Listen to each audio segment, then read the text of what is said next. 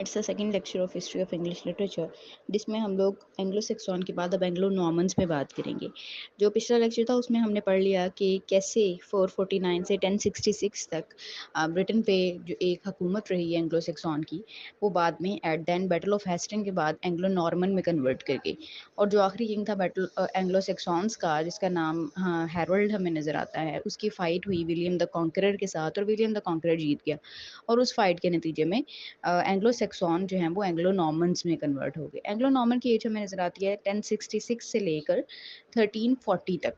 अच्छा, ये सारे मिडल एजेस हैं। अगर आप एक दो हिस्ट्री की किताबें देखें ना, कुछ ऐसी किताबें जिन्होंने बड़ा ब्रीफली इन्हें अलग अलग एजेस को ना अलग अलग नामों से डिफाइन किया है, मगर कुछ किताबें ऐसी हैं जो कलेक्टिवली इन्हें मिडल एजेस कह देती हैं, दैट्स ऑल।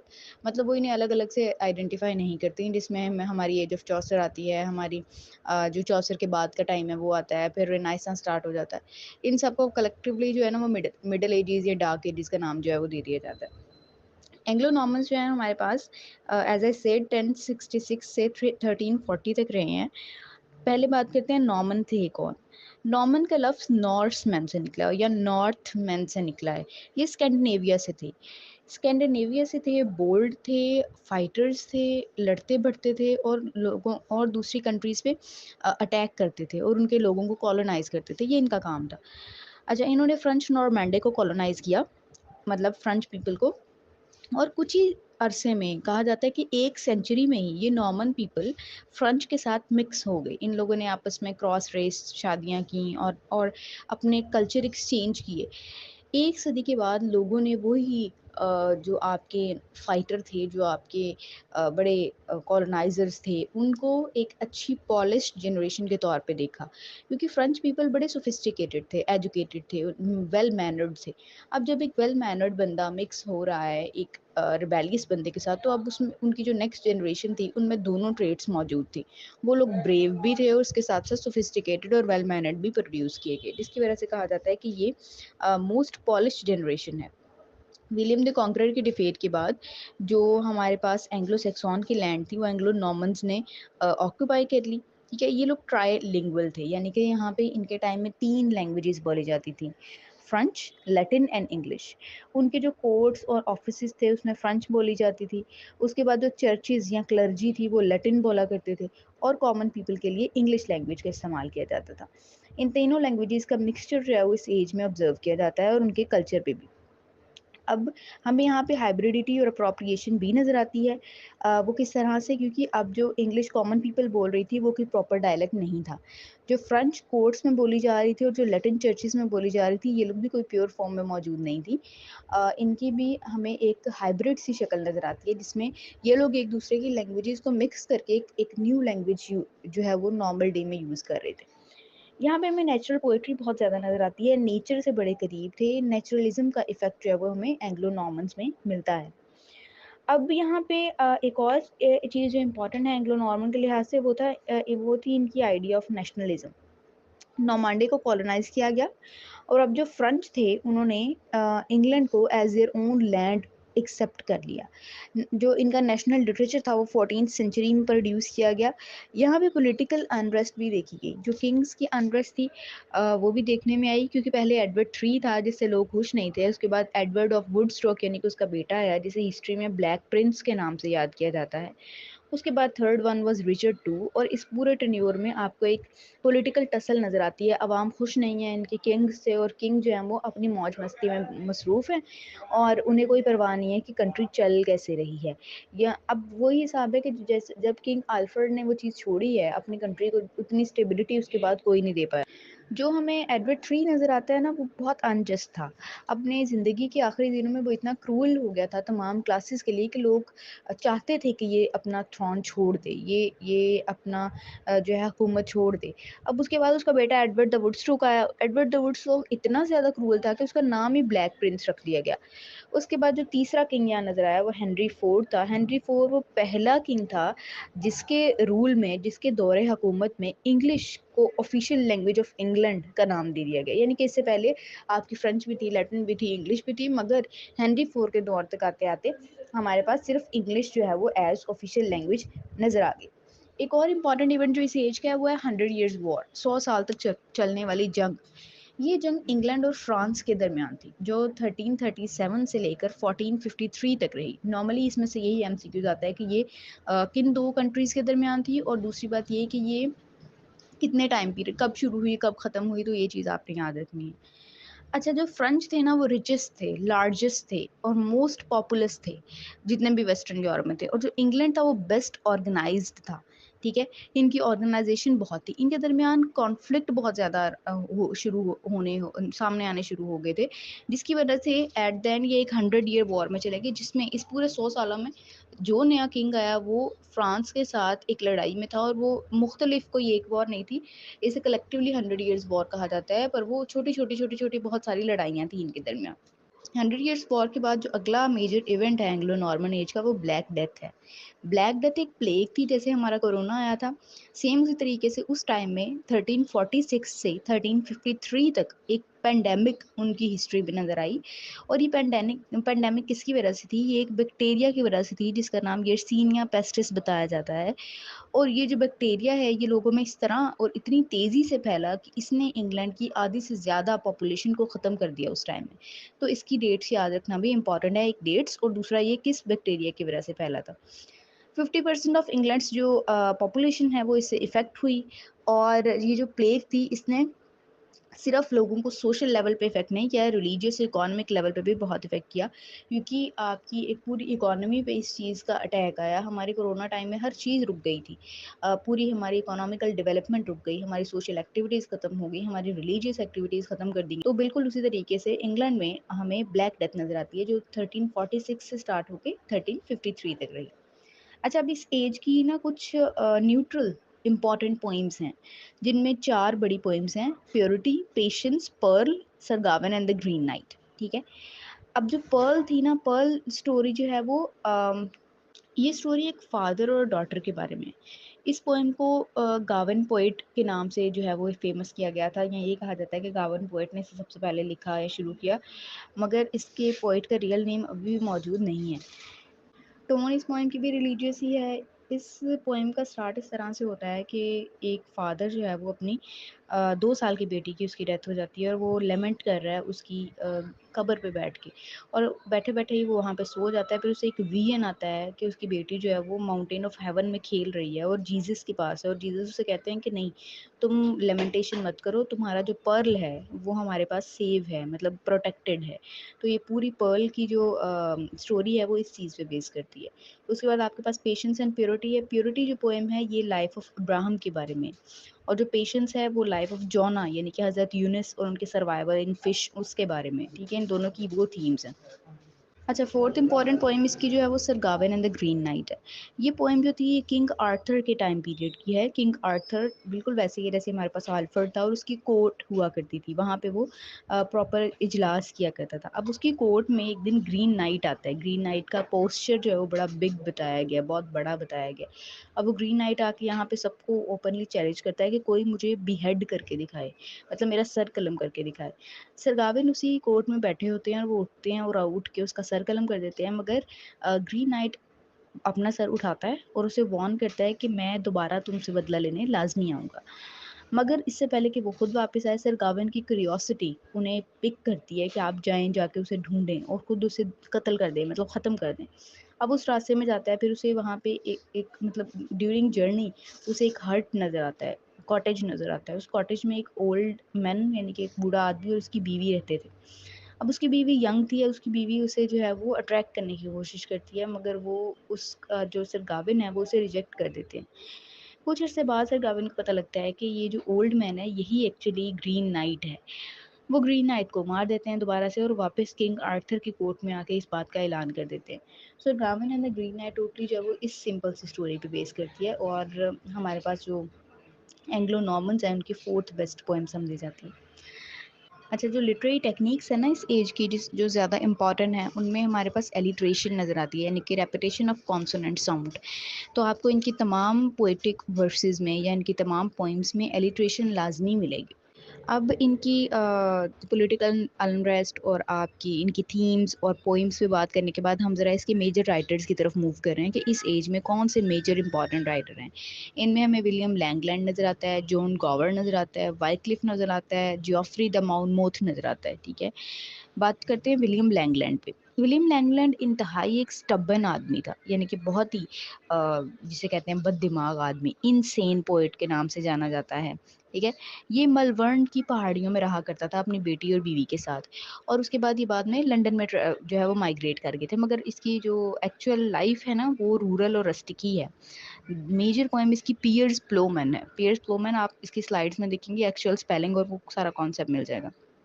पियर्स प्लोमैन जो पोइम है उसके बारे में बहुत सारे एमसीक्यूज आते हैं और वो विलियम लैंगलैंड से एसोसिएटेड है, ये भी बात पूछी जाती है, ठीक है। अब क्या था कि ये जब लंदन में मूव किया ना, इसने अपने आप को ये प्रेजेंट करता है बहुत ही आजिज, बहुत ही जो डाउन टू अर्थ बंदा होता है, पर ये ऐसा था नहीं। इसे लोगों से कोई कंसर्न नहीं था, लोग इसे पागल समझते थे क्योंकि ये हर किसी का बात का जवाब बदतमीजी से दिया करता था।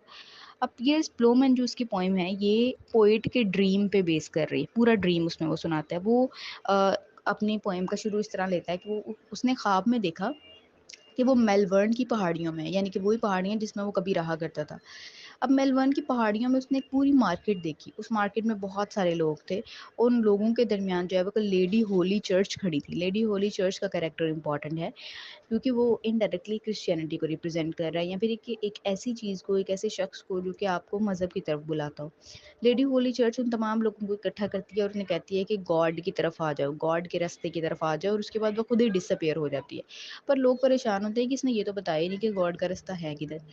थोड़ी देर बाद पियर्स प्लोमैन अपीयर होता है। पियर्स प्लोमैन जो है वो पिछले 50 सालों से गॉड का रास्ता तलाश करने की स्ट्रगल में है, और अब उसने वो रास्ता ढूँढ भी लिया है। उन लोगों को कहता है कि चलो ठीक है, मैं तुम लोगों को गॉड का रूट बताऊँगा, और जो है ना तुम लोग फिर गॉड के रास्ते की तरफ चल पड़ना, मतलब तुम उससे पालोगे क्योंकि मैंने वो रास्ता ढूँढ लिया है इतने सालों की स्ट्रगल के बाद। इस पोएम में और बहुत सारे छोटे-बड़े इवेंट्स हैं, पर इतना सिर्फ याद रखना ज़रूरी है कि पियर्स प्लोमैन और लेडी होली चर्च जो है वो उनका क्या रोल था, ठीक है।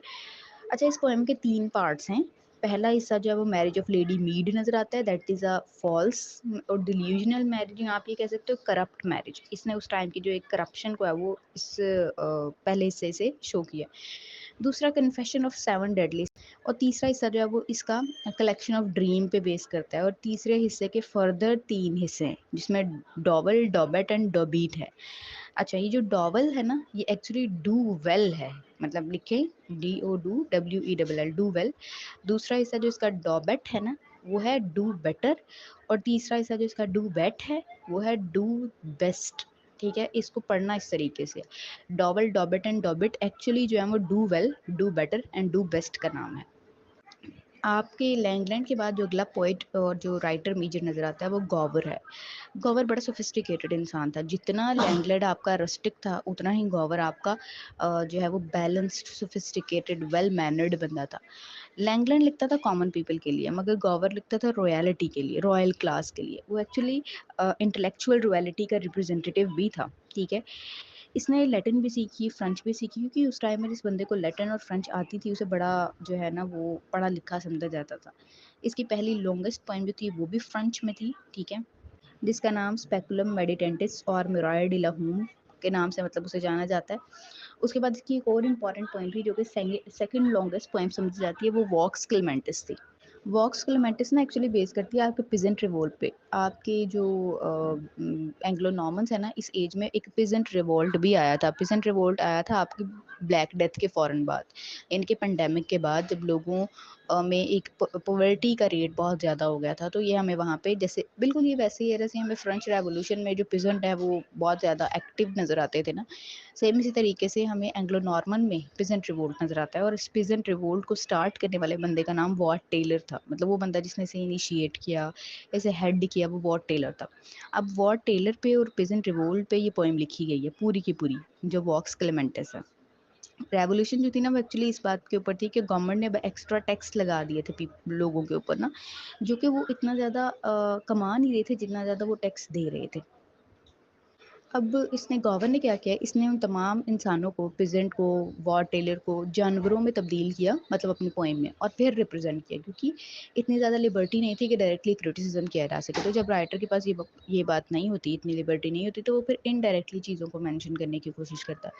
सेम उसी तरीके से इसने भी किया। इसने तमाम पीजेंट्स को, जो हमारा वॉर टेलर है, उसे इन सब को एनिमल कैरेक्टर्स में कन्वर्ट कर दिया। अच्छा, अब उसकी ना पोएम की एक बड़ी इंपॉर्टेंट लाइन्स हैं, जिसमें वो कहता है कि dogs become violent like lions and refuse to hold their weight, dogs started barking on hunters, oxen refuse to plough the ground, cats went mad. अब ये हो ही क्या रहा है, सब कुछ डिफरेंट है। वो कह रहा है कि जो डॉग हैं वो अपने ही हंटर पे मतलब बार्क कर रहे हैं, भौंक रहे हैं, और जो बिल्लियां हैं वो पागल हो गई हैं, जो हमारे बैल हैं उन्होंने ज़मीनें काश्त करने से मना कर दिया। ये बैल अब किसे रिप्रेजेंट कर रहे हैं, ये किसानों को रिप्रेजेंट कर रहे हैं। अब जितनी भी ये वर्किंग क्लास है, ये अब अपने ही मालिकों पे बोलने लग गई है। कहने का मतलब इसका ये है। जो मेजर स्लोगन था ना, जिसे वॉर टेलर लेके चल रहा था, वो एक्चुअली था, there should be equality among all people, save only the king, there should be no serfdom. Serfdom क्या बताया था मैंने, यानी कि आपकी एक हायरार्की थी एग्रीकल्चर लैंड में, जिसमें लॉर्ड होता था, फिर उसके सर्फ्स होते थे। सर्फ वो किसान होते थे जो लॉर्ड के अंडर काम करते थे, ठीक है। And all man should be free and of one condition, we will be free forever our heirs and our land. ये उसका स्लोगन था कि हमें फ्री कर दें, ठीक है। अब इस पोइम में जो वॉर टेलर है ना, उसे एक परिंदे की शक्ल में दिखाया गया है, जिसका नाम इंडियन रोलर रखा गया। वो दरमियान में खड़ा ना, इन तमाम जानवरों के दरमियान में खड़ा, वो चीख रहा है, स्क्रीम कर रहा है कि death to honour, eradicate all laws, कि हमें लॉ नहीं चाहिए, जस्टिस नहीं चाहिए, सब खत्म कर दो, और हमें फ्रीडम दे दो।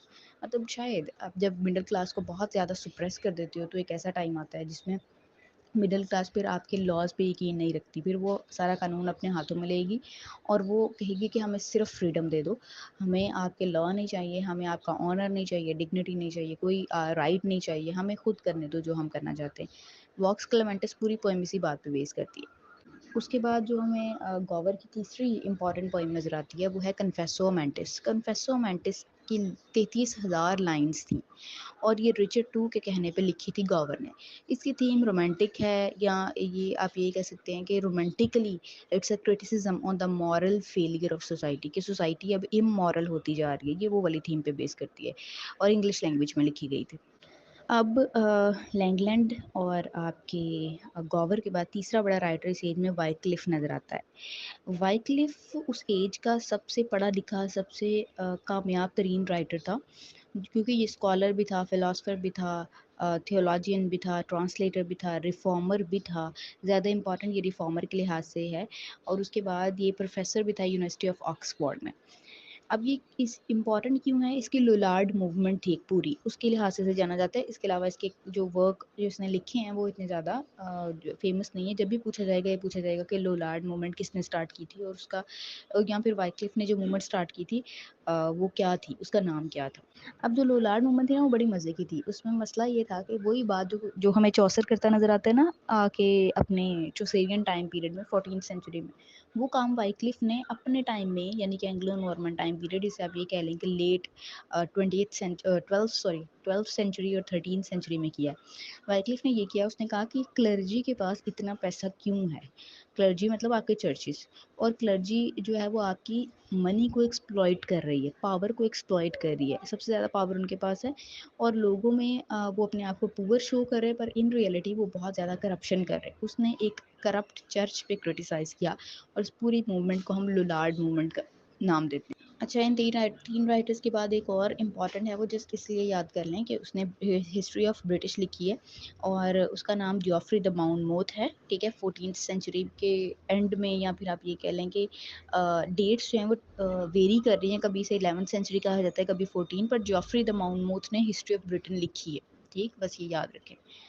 अच्छा, अब इस एज में लिटरेरी डेवलपमेंट्स कौन-कौन सी हुई हैं? आपको ये तो पता है कि पिछले एज में हमने देखा कि एपिक इम्पॉर्टेंट थी, क्योंकि वो लोग एपिक लिखा करते थे। हमने ब्यूवर्स देखी, हमने विट्सिक देखी, हमने डोर्स लेमंट देखी, सब एपिक्स थी।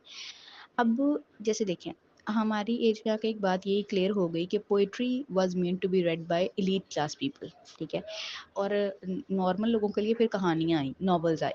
इसी तरीके से उस एज में अब epics was meant to be read by upper class people. फिर कॉमन पीपल के लिए भी तो कोई लिटरेरी डेवलपमेंट होनी थी ना। तो कॉमन पीपल के लिए फिर बैलेड नज़र आई। बैलेड क्या होती है? जब आप स्टोरी की फॉर्म में एक पूरी कहानी सुना देते हो ना, तो उसे हम बैलेड का नाम कहते हैं। तो इस एज में हमने बैलेड्स देखी। दूसरी लिटरेरी डेवलपमेंट जो इस एज में हुई वो थी मैट्रिकल रोमांसेस। अब मैट्रिकल रोमांसेस क्या थे? ये ना नाइट्स और आपके सोल्जर्स के बारे में होते थे, उनकी लाइफ के बारे में होते थे। और इनमें हमें फेयर लेडीज़ नज़र आती हैं, इनमें हमें ड्रैगन्स नज़र आते हैं, ठीक है। अब जितने भी ये आप कहते हैं ना कि नाइट की ग्लोरी पे कहानियाँ लिखी गई, उन्हें हम मैट्रिकल रोमांसेस में क्लासिफाई करते हैं। फिर यहाँ पे हमें ड्रामा की डेवलपमेंट भी नज़र आई। ड्रामा सबसे पहले एंग्लो नॉर्मन एज से स्टार्ट हुआ, और किस सूरत में स्टार्ट हुआ? Miracle, mystery, moralities. Miracle place, mystery place and moralities. अब मिरेकल प्लेस क्या थे? अच्छा, मिरेकल प्लेस वो तमाम ड्रामे थे जिसमें हमें बिब्लिकल स्टोरीज़ परफॉर्म होती नज़र आती हैं, ठीक है। जैसे बाइबल से वो स्टोरी उठाते थे और स्टेज पे परफॉर्म कर देते थे। जो आपकी वर्जिन मैरी है, वो इसका बड़ा ही कॉमन कैरेक्टर है, और उसे प्रेजेंट किया जाता था ड्यूस एक्स मशीना के थ्रू। अब आप स्लाइड में देखेंगे, आपको इसका नाम मिलेगा। ड्यूस एक्स मशीना क्या थी? वो एक ऐसी मशीन थी जिसके थ्रू आसमान से एक कैरेक्टर को ज़मीन पे रिप्रेजेंट किया जाता था। मतलब उस टूल को यूज़ करते हुए एक सुपर नेचुरल कैरेक्टर प्रेजेंट किया जा रहा है। तो ये मिरेकल प्लेस में बड़ा कॉमन था, और इससे पहले ग्रीक्स में बड़ा कॉमन था। फिर हमारे पास मिस्ट्री प्लेस है। मिस्ट्री प्लेस में आपकी जो रिलीजियस रिप्रेजेंटेशन है वो थोड़ी और ज़्यादा थी। इसमें स्टोरीज जो थी ना, वो सेंट्स की और क्लर्जी की थी, ठीक है। पिछले में तो ज़रा जनरल स्टोरीज थी ना, इसमें सिर्फ सेंट्स की और क्लर्जीज की थी, लाइक जीसस और हिज क्रूसिफिकेशन, ये सारी मिस्ट्री प्लेस में प्रेजेंट की जाती थी। अब मिस्ट्री और मिरेकल प्लेस की कॉम्बिनेशन ने ना मोरालिटी प्लेस को दुनिया में मतलब वो लेके आए। मिरेकल और मिस्ट्री प्लेस को दोनों को मिक्स करें तो मोरालिटी प्लेस बनते हैं, ठीक है। इसमें क्या थे? इसमें जितने भी आपके एब्स्ट्रैक्ट पावर्स हैं ना, ट्रुथ हो गया, आपकी हैप्पीनेस हो गई, इवल हो गई, इन सब को एज करेक्टर स्टेज पर रिप्रेजेंट किया जाता था। तो जो है वो मोरालिटीज़ जो हैं वो आपकी ट्रुथ को एज करेक्टर दिखाती हैं, आपकी हैप्पीनेस को, आपकी पेसिमिज्म को, ऑप्टिमिज्म को, ये सब लोग एज करेक्टर स्टेज पे आते थे, और फिर इनकी कहानियाँ थी आगे, ठीक है। तो और ये मिक्सचर किसका है? मिस्ट्री और मिरेकल प्लेस का। तो ये हमें एंग्लो नॉर्मन की जो है वो लिटरेरी डेवलपमेंट में ये चीज़ें नज़र आती हैं, जिसमें हमारे पास बैलेड है, मैट्रिकल रोमांसेस हैं, मिरेकल प्लेस हैं, मिस्ट्री प्लेस एंड मोरालिटीज़ है। So hope so it's clear now. उम्मीद करती हूँ कि आपको आज का लेक्चर पसंद आया होगा। इस तरह की और बहुत सारी वीडियोज़ के लिए हमारे चैनल से कनेक्ट रहिए। Thank you.